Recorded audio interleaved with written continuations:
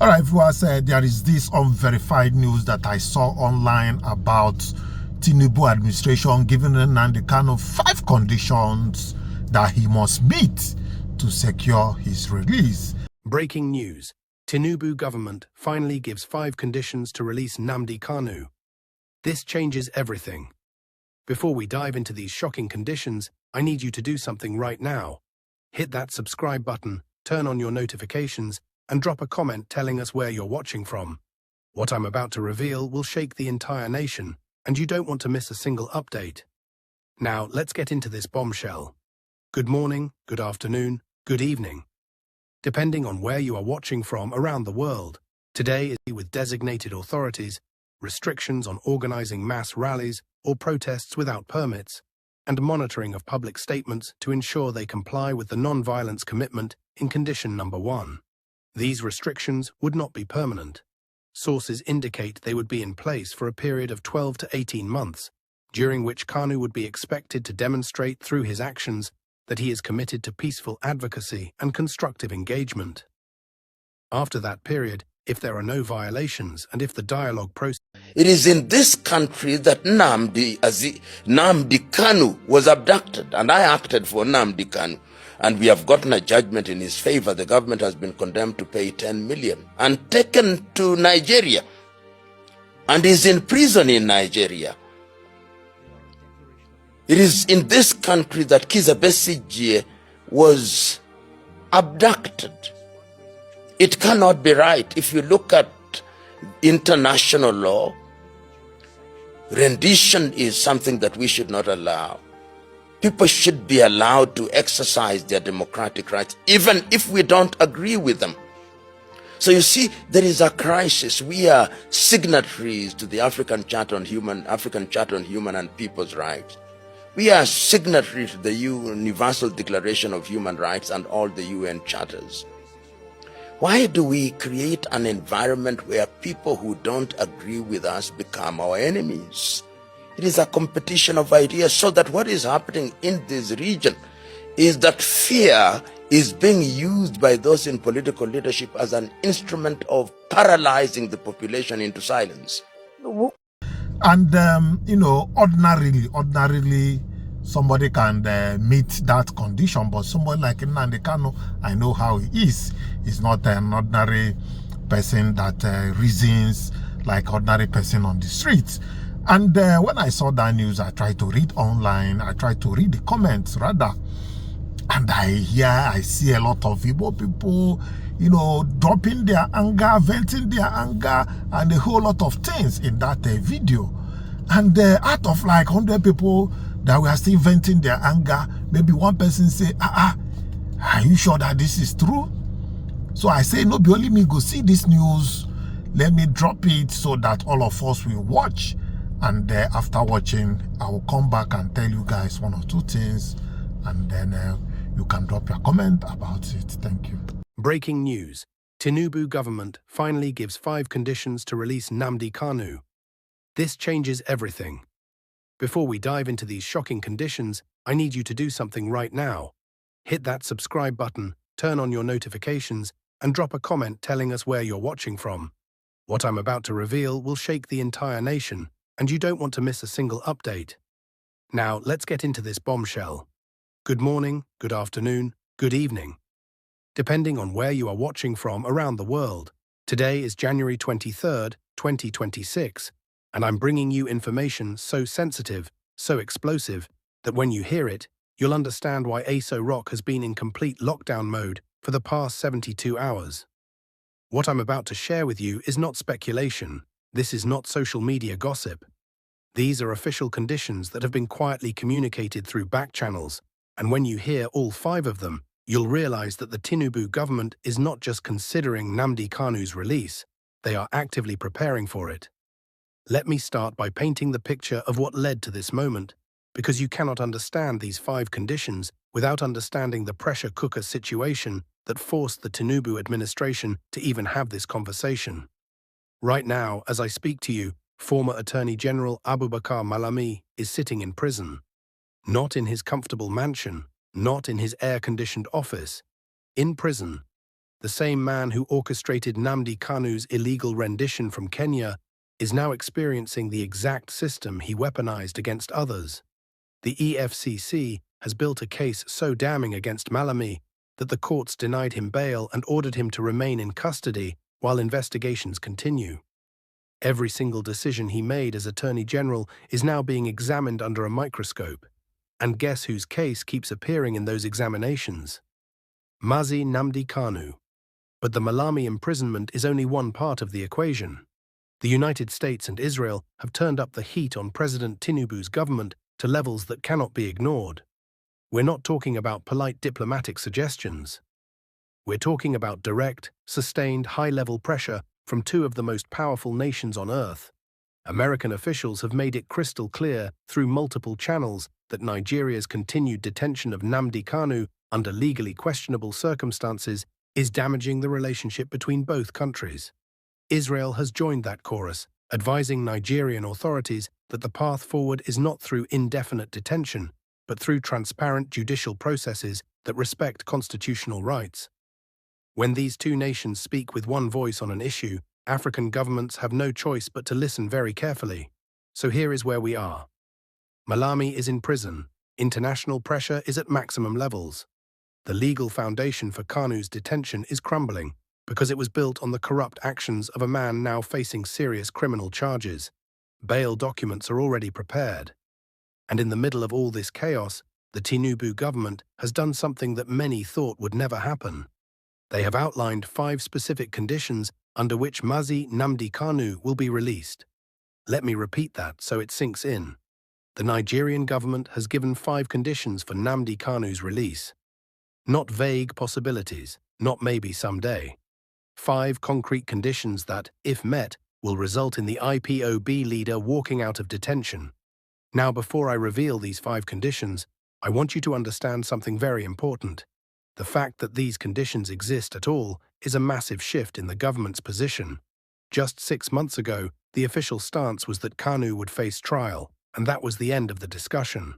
No negotiations, no conditions, no possibility of release outside of a court verdict.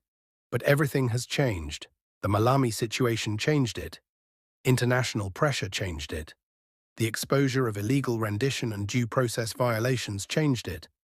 And now we have 5 conditions on the table, which means the government has already accepted that release is not a question of if, but when and how. Here is condition number 1, and this is the foundation that everything else is built on.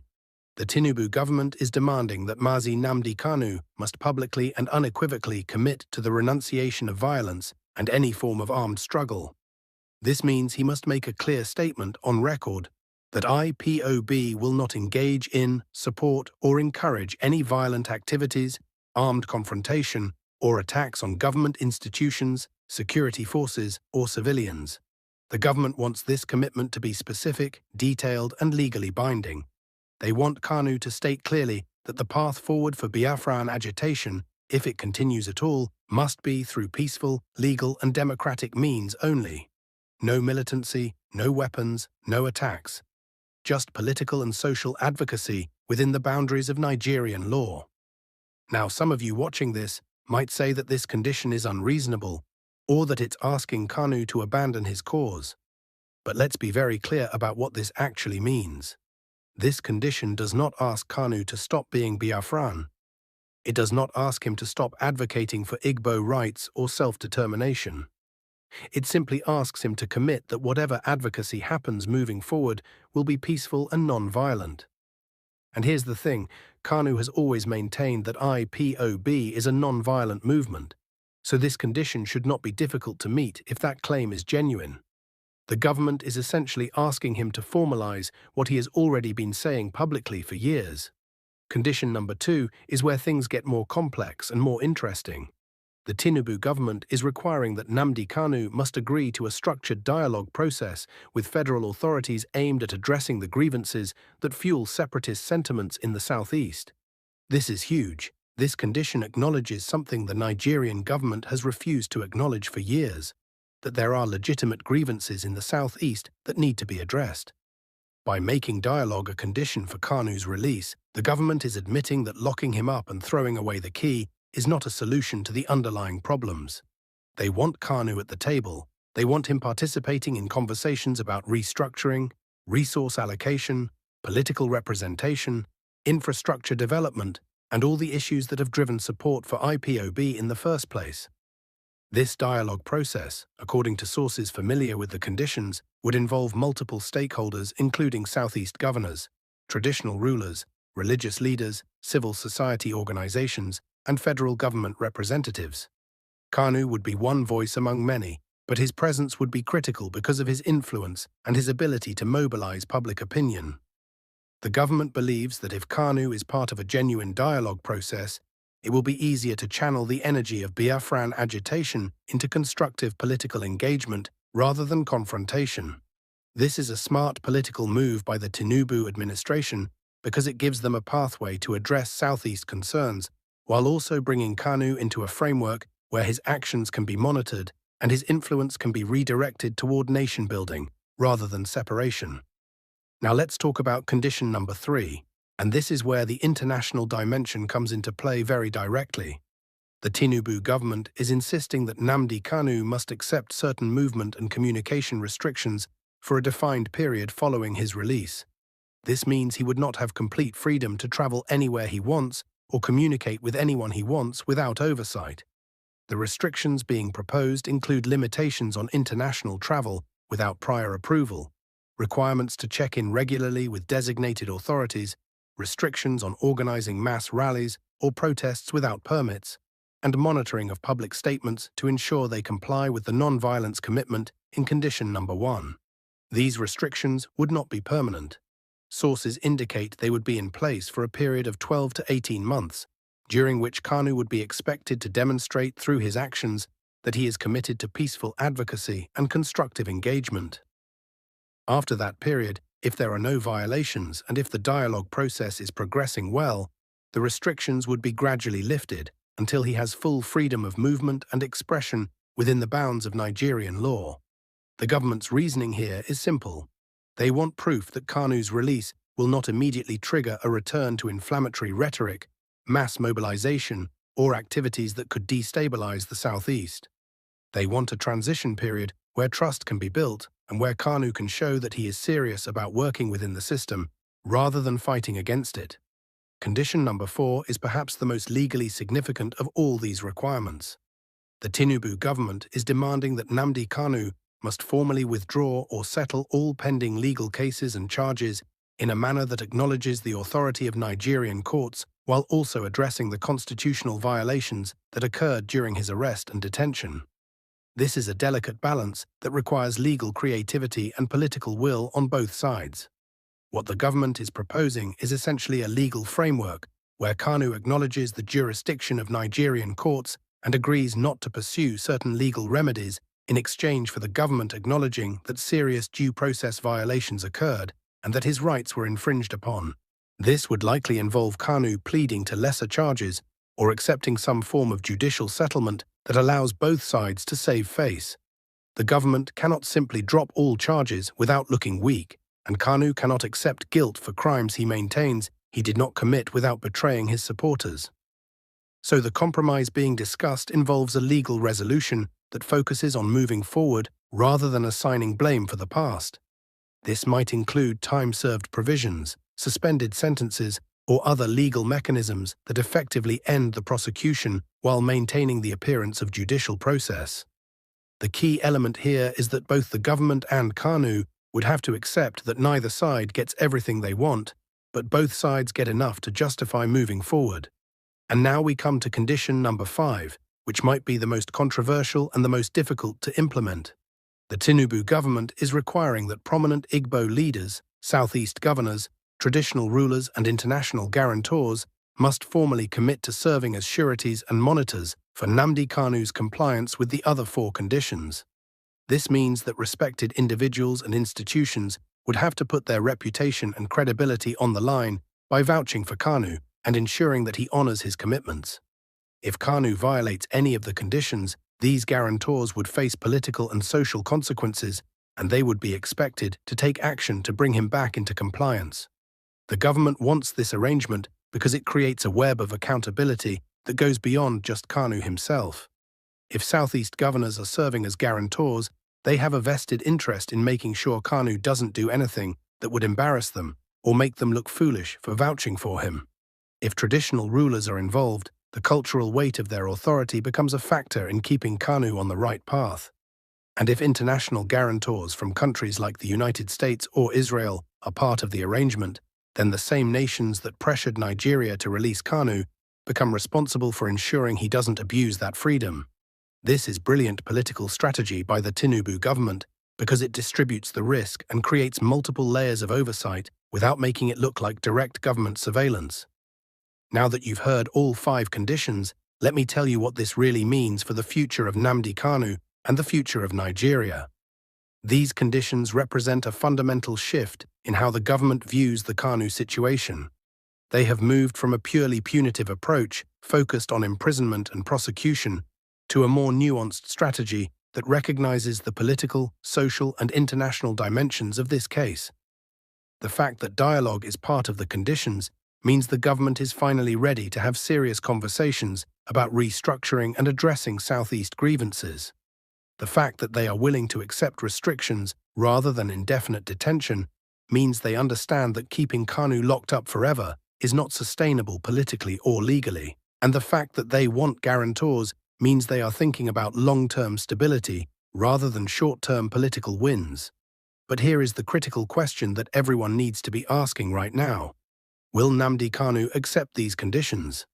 Does he have the political flexibility and strategic vision to see that these conditions, while imperfect, represent the best pathway to freedom and continued advocacy for his cause? Or will he reject them as an insult to his dignity and a betrayal of Biafran aspirations? The answer to that question will determine whether we see Kanu walking free in the coming weeks or whether this situation continues to drag on with no resolution in sight.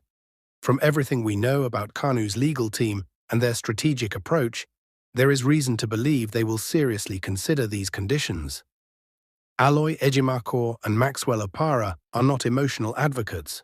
They are calculated legal strategists who understand that perfect is the enemy of good, and that sometimes you have to accept compromises to achieve larger goals. They know that Kanu can do more for the Biafran cause as a free man with restrictions than as a prisoner with no voice at all. They know that participation in a structured dialogue gives them access to power and influence that they cannot have from inside a detention facility. And they know that the international pressure that helped create these conditions will not last forever, so the time to act is now while the leverage exists. On the government side, President Tinubu and his advisors are betting that bringing Kanu into a controlled process is better than leaving him as a martyr whose imprisonment only strengthens the resolve of his supporters. They are calculating that most Nigerians, including many in the southeast, are tired of conflict and instability and will support a resolution that brings peace even if it doesn't satisfy everyone completely. They are hoping that by addressing some legitimate grievances through dialogue, they can reduce the appeal of separatist movements and strengthen national unity. And they are aware that the international community, particularly the United States and Israel, will view favorably a government that chooses dialogue and due process over indefinite detention and legal manipulation. The timing of these conditions is also significant. They are coming at a moment when Abubakar Malami sits in prison, which means the architect of Kanu's illegal detention is now facing justice himself. This creates a psychological and political opening for both sides to move past the bitterness of the past and focus on the possibilities of the future. It allows the government to say that mistakes were made by the previous administration and that the Tinubu government is committed to correcting those mistakes. It allows Kanu to claim a moral victory by pointing to the imprisonment of the man who violated his rights. And it allows the Nigerian public to see that accountability is possible even for powerful officials who abuse their authority. But make no mistake, implementing these 5 conditions will not be easy. There will be resistance from hardliners on both sides who see any compromise as weakness or betrayal. There will be legal challenges and political obstacles that could derail the process at any moment. There will be moments when it looks like everything is falling apart and that we are back to square one. That is why it is absolutely critical that everyone watching this video stays informed, stays engaged, and stays committed to seeing this process through to the end. The next few weeks will determine whether Nigeria can resolve one of its most divisive political crises through dialogue and law, or whether we are headed for more years of conflict, instability, and suffering. I want you to understand something very clearly. The revelation of these 5 conditions is not the end of this story. It is the beginning of a new chapter that will require wisdom, courage, and good faith from all parties involved. It will require Nnamdi Kanu to put aside ego and emotion and make strategic decisions based on what is best for his people in the long run. It will require the Tinubu government to follow through on its commitments and not use these conditions as a trap or a delaying tactic. It will require Southeast leaders to step up and take responsibility for guaranteeing Kanu's behavior, while also holding the federal government accountable for addressing their grievances. And it will require the Nigerian people to support a process that may be messy and imperfect, but that offers the best hope for lasting peace and stability. If you have watched this video all the way to this point, then you are exactly the kind of engaged, informed citizen that Nigeria needs right now. Do not keep this information to yourself. Share this video with everyone you know. Post it on your social media. Send it to your family and friends. Make sure that as many Nigerians as possible understand what is happening and what is at stake. Subscribe to this channel right now if you haven't already, because we will be bringing you updates on this story every single day as it develops. Turn on your notifications so you don't miss anything. And most importantly, drop your comment below telling us what you think about these 5 conditions. Do you think Nnamdi Kanu should accept them? Do you think the Tinubu government is serious about following through? What do you think will happen next? So viewers, if you are hearing my voice at this moment, I want to believe that you are done watching that video. And if you observe that video, you will notice that the video is coming from an opposition. Very clear it's coming from an opposition. And I want you to disregard anything that the government said. Nothing like government there.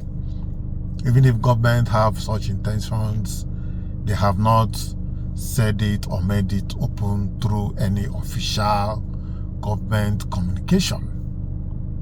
So people that were venting their anger on that video should rest. There is nothing like that. At least I am 100% sure for now, until there is otherwise. And the person I know they have been talking about cannot, abide by such condition, having seen his personality and everything he stood for. Well, for now, I'll be going until I come your way next time.